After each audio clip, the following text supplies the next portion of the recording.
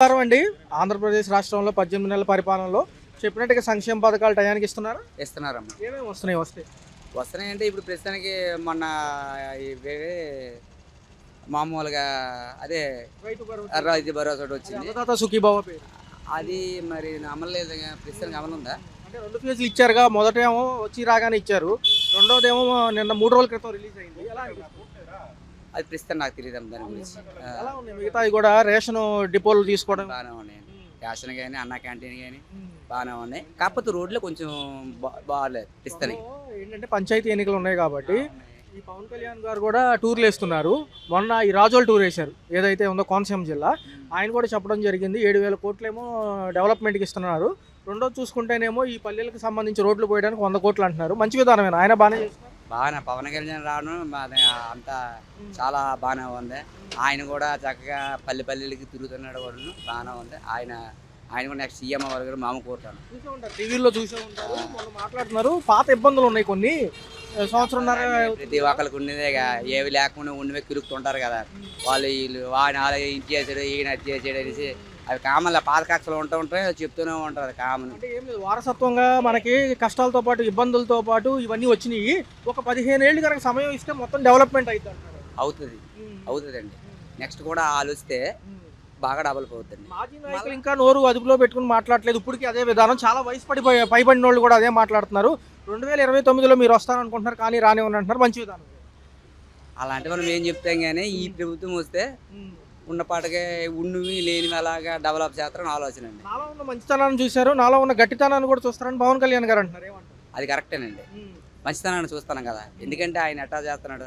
ఇది వరకు ఇది ఇక్కడ మొత్తం ములిగిపోయిందంటే ఆయన రావడం అవన్నీ రాకపోయినా వస్తే పవన్ కళ్యాణ్ వస్తే వాళ్ళు కొలబడి జనాలు ఇబ్బంది పడతారని రాలేదు ఆయన. కానీ రాకపోయినా చాలా ఇచ్చేసారులే, అందరికీ బాగా న్యాయం చేశారు. ఆంధ్రప్రదేశ్ రాష్ట్ర వ్యాప్తంగా గ్రామాలకి 7,000 కోట్లు, దాంతో కూడా 100 కోట్లు రోడ్లకే ఇచ్చారు కాబట్టి మంచి విధానంగా అన్ని డెవలప్ అవుతాయి. లోపలికి వెళ్ళినా గ్రామాల్లో డెవలప్ అవుతాయండి. ఈ ప్రభుత్వం డెవలప్ అవుతుంది కంపల్సరీగా. నెక్స్ట్ ప్రభుత్వం మారితే మరి ఎట్టా ఉంటుందండి. అంటే అది మళ్ళీ అది అక్కడ ఉండిపోయింది, ఇది ఎక్కడ ఉండిపోయింది, వాళ్ళు అది అప్పులు చేసి వదిలేసారు, ఇది అప్పులు చేసి వదిలేసారు అంటారు. మళ్ళీ వీళ్ళందరూ డెవలప్ అయ్యి 5 సంవత్సరాలు అయిపోతాయి. పాత ప్రభుత్వాల్లో కొన్ని వ్యవస్థలు నిర్వీర్యం అయ్యాయి. జీతాలు, పెన్షన్లు వీటికి మాకు డబ్బులు సరిపోతున్నాయి, మెల్లగా అన్ని చేసుకుంటూ వస్తాం. కానీ 15 ఏళ్ళు సమయం ఇవ్వమంటున్నారు. ఇవ్వచ్చండి. అన్నట్లయితే ఎలా అనిపిస్తుంది 18 నెలల కూటమి ప్రభుత్వ పరిపాలనలో ఏ అంశాలు బాగున్నాయి? పర్టికులర్గా అమరావతితో పాటు విశాఖపట్నంలో ఈ డెవలప్మెంట్ అంశాలు ఎలా అనిపిస్తుంది? బాగున్నాయండి. ఏ అంశాల మీద ఎక్కువ ఫోకస్ చేస్తుంది ప్రభుత్వం? అంటే ఎక్కువ సాఫ్ట్వేర్ ఇండస్ట్రీస్, కంపెనీస్ అంటుంది. ఎలా ఉంటుంది? వస్తే ఎలా ఉంటుంది? ఎందుకంటే 30 లక్షల ఉద్యోగాలు కూడా ఇద్దామంటున్నారు. బాగుంటాయండి, బాగుంటాయి. ఇప్పుడు 18 నెలలు ఇప్పుడు మన గత ప్రభుత్వం కంటే ఇక్కడ ప్రభుత్వం చాలా బాగుంది, బాగా చేస్తున్నారండి. పర్టికులర్గా చూసుకుంటే పవన్ కళ్యాణ్ గారు పల్లె పండుగలని పల్లెల్లో ఎక్కువ తిరుగుతున్నారు. ఎలా అనిపిస్తుంది? 2.0 స్టార్ట్ చేశారు, 2 days బ్యాక్ అవుతుంది. ఎలా ఉంది? ఆయన కూడా కొన్ని వ్యాఖ్యలు చేశారు ఏంటంటే 15 ఏళ్ళు సుస్థిరంగా ఒక పాలనలో ఉంటే కనుక డెవలప్మెంట్ కంప్లీట్గా చూడొచ్చు, ఉద్యోగాలు కూడా స్థిరంగా ఉంటాయి. అవునండి, ఆయన ఎప్పుడూ లేనిది చాలా బాగా చేశారు. పవన్ కళ్యాణ్ గారు అసలు చాలా చాలా బాగా చేశారు. ఎక్కువ శాతం మన ఉత్తరాంధ్ర ఏదైతే కోనసీమ జిల్లాల మీద ఎక్కువ ఫోకస్ చేస్తారు. రాజోళ్ళు మొన్న పరిపాలన అక్కడికి వెళ్ళారు. అవునండి, కొబ్బరి రైతుల పరామర్శతో పాటు ఇక్కడ పంటలకు సంబంధించి ఏదన్నా ఇబ్బందులు ఉన్నకని తెలుసుకున్నారు. అదే విధానంలో మంచి హామీలు ఇచ్చారు. 100 కోట్లు రోడ్లకి ఇచ్చారు పల్లెటూరులో. రేపు జనవరి 26 అనంతరం కూడా మనకి చూసుకుంటే పంచాయతీ ఎన్నికలు ఉన్నాయి గ్రామాల్లో, రాష్ట్రంలో. ఎలా అనిపిస్తుంది? ఎప్పుడు లేని విధంగానే మాది నర్సాపురం అండి. పంచాయతీకి మాది విలేజ్ అంటే చాలా బాగోవాలని ఎవరు చెప్పలేదు కానీ పవన్ కళ్యాణ్ గారు చెప్పారు. చాలా బాగుంటున్నాయి. పంచాయతీ కూడా మొత్తం రోడ్లు కానీ లైట్లు కానీ చాలా చాలా బాగా చేస్తున్నారు. 2029 పాత ప్రభుత్వాలు వస్తాయని అనుకుంటున్నాయి కానీ నేను రానివ్వను, నాలో ఉన్న మంచితనాన్ని చూశారు, నాలో ఉన్న గట్టితనాన్ని కూడా చూస్తారని ఆయన అంటున్నారు. అవునండి, అవును. 2000 ఆయన అనుకునేదంతా చేస్తారండి. చాలా బాగా చేశారు. 2029 మరికి ఆస్కారం ఉంటుందా మాజీ ప్రభుత్వాలకి? సార్ చెప్పినట్టు 15 ఏళ్ళు కలిసి ఉంటాము, నాకు సీఎం పదవి వద్దు, నేను సీఎంను కాదు, నేను రాష్ట్ర భవిష్యత్తు కోసం కట్టుబడిన వ్యక్తి అంటారు. ఉంటుందండి, ఉంటుంది. 2029లోనే ముఖ్యమంత్రి అవుతారు అనుకుంటున్నాను పవన్ కళ్యాణ్. అంటే ఫస్ట్ నుంచి నాకు పదవులు వద్దు అంటున్నారు కదా ఆయన. వద్దురు కానీ ప్రజలు నిర్ణయిస్తారు. ఎలా ఉంది చూస్తే మాజీ నాయకులు వయసు మీద పడిన ఇంకా బూతుల పురాణంతోనే మాట్లాడుతున్నారు. సో అవి కొంచెం కట్టబెట్టుకుని పారదర్శకత్వంగా పాలనాపరమైన అంశాలు ఉంటే నేను కరెక్ట్ చేసుకుంటా తప్పుంటే, అంతేగాని కింద పైన తెలియకుండా మాట్లాడితే మటుకు ఊరుకోను, నా దగ్గర క్షమ ఉండదు అంటున్నారు. అవునండి, అవునవును. ఇదే ఉంటారు మొత్తం. ఏమంటారు అంటే ఆయన యాటిట్యూడ్ బాగుందా? చాలా బాగుంది, చాలా బాగుంది. మరి ఇదే విధానంలో ముందుకెళ్తే పవన్ కళ్యాణ్ గారు అన్ని చేయగలరంటారు? చేయగలరు.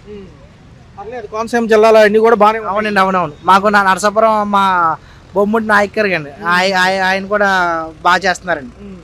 పర్లేదు, చెప్పినట్టు జనాల్లో ఉంటున్నారా పవన్ కళ్యాణ్? ఉన్నారండి, ఉన్నారు. మరి కోనసీమ జిల్లాలో పర్టికులర్ గా మీరు ఏం చేస్తూ ఉంటారు? ఏ ఊరు? మాది నరసాపురం అండి. మాది నరసాపురం. చాలా బాగా చేస్తున్నారండి. గత ప్రభుత్వం కంటే మా నాయకర్ గారు నరసాపురం అండి, ఎమ్మెల్యే గారు చాలా బాగా చేస్తున్నారండి. ఎలా ఉన్నాయి రోడ్లు కానివ్వండి, డ్రైనేజీ వ్యవస్థలు కానివ్వండి, ఏదైనా ఇబ్బంది వచ్చిందని చెప్తే ఏదన్నా అర్జీలు ఇచ్చినా కానీ ఇమీడియట్ గా సాల్వ్ ప్రజావేదికలో ఉంటున్నారు ఆయన? ముందడుగులో ఉంటున్నారండి ఆయన. ఎవరు ఏమున్నా కానీ నేను ఉన్నానంటే ముందుకు వస్తారండి. ఎలా ఉంది సార్ గత ప్రభుత్వం 5 ఏళ్ళ కంటే ఈ వచ్చిన 18 నెలల్లో డెవలప్మెంట్ ఏమైనా కనపడిందా? చాలా బాగుంది. రోడ్లు కానీ లైట్లు కానీ అన్నీ బాగా చేస్తున్నారు. మరి ఏమంటారు సార్, పవన్ కళ్యాణ్ గారు ఏమో డిప్యూటీ సీఎం పదవి ఇచ్చినా కానీ ఆయన ఎంతవరకు కూడా నేను ఏదైనా రాష్ట్రం మేలు కోసం ఉంటాను, ప్రజల కష్టాల కోసం ఉంటానని ఆయన అంటున్నారు. మరి ఇటు పక్కకు చూస్తే చంద్రబాబు నాయుడు గారు వయసు కూడా మీద పడుతుంది, లోకేష్ గారిని సీఎం చేద్దాం అనుకుంటున్నారు. మరి ఇద్దరు పంచుకోవచ్చు, కొన్నాళ్ళు ఈయన కొన్నాళ్ళు ఆయన చేసే విధానంగా చేసుకోవచ్చు అండి. మాకు 2029లో పక్కా పవన్ కళ్యాణ్ గారు సీఎం అవుతారండి. అవుతారు. జగన్మోహన్ రెడ్డి గారు కూడా నేను ప్రజల్లో ఉంటాను అంటున్నారు కదా, మరి ఆయన కూడా మళ్ళీ పోగొట్టుకున్న చోట నేను వెతుక్కోవాలనే కాన్సెప్ట్ ఆయన వస్తున్నారు. ఆయనకు కూడా ప్రజాదరణ తగ్గలేదు అనేది ఆయన వాదం. మరి ఎలా ఉంది? అది ప్రజలే నిర్ణయిస్తారండి. ఇప్పుడు చూస్తున్నారు కదండి, పరిపాలన చూస్తున్నారు. సార్ ఆంధ్రప్రదేశ్ స్టేట్ ఒక పక్క 18 నెలల పరిపాలన కూటమి ప్రభుత్వం పైన బీజేపీ కూడా ఉంది కాబట్టి విశాఖపట్నంతో పాటు అమరావతి డెవలప్మెంట్ అంటున్నారు, ఎలా అనిపిస్తుంది? అమరావతి డెవలప్మెంట్ అంటున్నారు. అమరావతి డెవలప్మెంట్ అయితే మాత్రం బాగుంటుందండి, చాలా బాగుంటుంది. మేము కూడా దాని గురించి వెయిటింగ్ చేస్తున్నాం. ఎందుకంటే ఇప్పుడు నేను నిరుద్యోగినండి. నేను ఒకటి ఏంటంటే ఉద్యోగాలు ఏమన్నా వస్తాయేమో అని చెప్పి నేను చూస్తున్నా. అది మరి కూటమి ప్రభుత్వంలో కానీ మన తెలుగుదేశం గవర్నమెంట్ కానీ ఏదన్నా ఉద్యోగ కల్పన బాగా చేస్తే కనుక ఈ ప్రభుత్వానికి తిరుగుండదండి. ఇదే విధానంలో పవన్ కళ్యాణ్ గారు పల్లె పండుగలు 2.0 అని మొన్న రాజోల్లో చేశారు సార్, ఎలా అనిపిస్తుంది సార్? 100 కోట్లేమో రోడ్ల డెవలప్మెంట్కి, 6,000 చిల్లర కోట్లేమో మన గ్రామ పంచాయతీల డెవలప్మెంట్కి అంటున్నారు రాష్ట్ర వ్యాప్తంగా. త్వరలో ఎలక్షన్స్ ఉన్నాయి కాబట్టి ఖచ్చితంగా పాత ఇబ్బందులతో పాటు మాకు వారసత్వంగా కొన్ని వచ్చాయి, అవి నిర్వీర్యంగా ఉన్నాయి, అన్ని లైన్ చేయడానికి కొంత సమయం అడుగుతున్నారు. ఇవ్వచ్చు? ఇవ్వచ్చండి. ఇప్పుడు వాళ్ళనే కాదు, ఎవరన్నా ఈ ప్రభుత్వంలో కాకపోయినా ఏ ప్రభుత్వం అన్నా సరే వాళ్ళు సెటిల్ అవ్వడానికే కొంచెం టైం పడుతుంది. దాని వరకు కొంచెం మనం వెయిట్ చేయక తప్పదు. దాని ఏంటంటే వీళ్ళు చేసిన పనుల వల్ల తర్వాత మనకి ప్రతిఫలం ఎలా వచ్చిందన్నది ఏంటన్నది మనం చూసుకోవాలి. మెయిన్ 15 ఏళ్ళు సమయం కనుక ఇవ్వగలిగితే పూర్తి డెవలప్మెంట్తో పాటు స్టాండర్డ్ అయిన ఒక ఉద్యోగ కల్పన అనేది మేము ఇవ్వగలం ప్రజలకి, ఏదైతే ఉందో నిరుద్యోగులకి కూడా అని ఆయన చెప్తున్నారు. 15 ఏళ్ళు ఉమ్మడిగా ఉంటేనే ఒక డెవలప్మెంట్ సక్సెస్ఫుల్ అయ్యిద్ది అంటున్నారు. ఏమని? 15 సంవత్సరాలు అన్నది ఏంటంటే ఒక జనరేషన్ వెళ్ళిపోతుందండి. 15 సంవత్సరాలు అంటే మరి 15 సంవత్సరాలు వెయిట్ చేయగలగాలి అంటే మరి ఇప్పుడున్న జనరేషన్ కూడా, అంటే ఇప్పుడు మా జనరేషన్ కూడా మాకు కూడా ఏదన్నా కావాలి కదండి. తాత్కాలికంగా మాకు ఏదన్నా జరిగితే అప్పుడు తర్వాత జరుగుతుందన్న నమ్మకం కూడా మాకు కలుగుద్దండి. మరి అది మా పర్టికులర్గా ముందస్తుగా 30 లక్షల ఉద్యోగాలు మొదట్లో చెప్పారు, మినిమం ఒక 5-6 లక్షల ముందు స్టార్ట్ చేసిన ఇబ్బంది ఉండదు కదా? అవును కదండి. ఇప్పుడు 30 లక్షలు అని చెప్పారు, 7 టర్మ్లో కనీసం ఒక 15 లక్షలు అయినా కూడా ఏంటంటే వీళ్ళ గవర్నమెంట్ మీద ఒక నమ్మకం, ఒక భరోసా ఉంటుంది, తర్వాత కూడా వస్తుందన్న నమ్మకం ఉండొచ్చు. అది 2029లో మాజీ ప్రభుత్వాలు ఎంత ప్రయత్నించినా రావడానికి కష్టమే, నేను 15 ఏళ్ళు ఒకే అలయన్స్లో ఉంటానని ఈయన అంటున్నారు పవన్ కళ్యాణ్ గారు. మరి ఒక ప్రభుత్వానికి 15 ఏళ్ళు ఇవ్వచ్చు అంటారా? 15 సంవత్సరాలు ఇవ్వచ్చా అంటే మనం ఇప్పుడు ఈ 5 సంవత్సరాల పరిపాలన చూసి దాన్ని బట్టి డిసైడ్ అవ్వడం అండి. ఇప్పుడు మనం 15 సంవత్సరాలు ఇవ్వాలా లేదా అన్నది, ఇప్పుడు అన్నం అంతా ఉడికిందో లేదో చూడడానికి ఒక 2 మెతుకులు చూస్తే సరిపోద్ది కదండి. అలాగే ఇప్పుడు ఏమంటారంటే పాత ప్రభుత్వంతో పాటు మనకు వచ్చిన ఏవైతే ఈ అంశాలు ఉన్నాయో దాంతోపాటు కష్టాలు ఇవన్నీ కూడా ఉన్నాయి, సో ఇబ్బందులు ఉన్నాయి కాబట్టి కొన్ని చేయడానికి కొంత సమయం పడుతుంది అంటున్నారు. అంటే ఏంటంటే ఈ పెన్షన్లు, జీతాలు, వీటితో పాటు సంక్షేమ పథకాల అమలుకి, ఎందుకంటే ఈ డబ్బులన్నీ కూడా వీటి మీద ఎక్కువ కేటాయిస్తున్నాము, మెల్లిగా అన్ని లైన్ అవుతాయి, పెట్టుబడుల రూపంలో వస్తుంది అనేది ఆయన వాదన. అది కరెక్టేనండి. అది కూడా ఒకందుకు కరెక్టే. అయితే నేను చెప్పేది ఏంటంటే ఇప్పుడు ఒక టైం అడుగుతున్నారు, ఎంత టైం అన్నది కూడా ముఖ్యమండి. ముందు ఒక 4 సంవత్సరాలు తీసుకుని 5వ సంవత్సరం చేయగలరా? ఎందుకంటే నెక్స్ట్ ఎలక్షన్ వచ్చేది ఇట్లా మీ ముందు చేసిన 5 సంవత్సరాల మీద డిపెండ్ అయ్యే కదండి. వాళ్ళు కూడా చూసేది, ఎవరన్నా చూసేది కూడా దానికే. మరి ఎలా చూస్తారంటే పాత ప్రభుత్వ నాయకులందరినీ దగ్గరగా గమనిస్తున్నాము, పర్సనల్ అటాక్లు పక్కన పెట్టి పారదర్శకత్వంగా పరిపాలన గురించి మాట్లాడండి, ఏదన్నా తప్పు ఉంటే కరెక్ట్ చేసుకుంటారని పవన్ కళ్యాణ్ గారు. అది కరెక్టే కదండి. ఇప్పుడు ఎన్నికలు అంటే రాజకీయం అంటే ఎన్నికల వరకే అండి.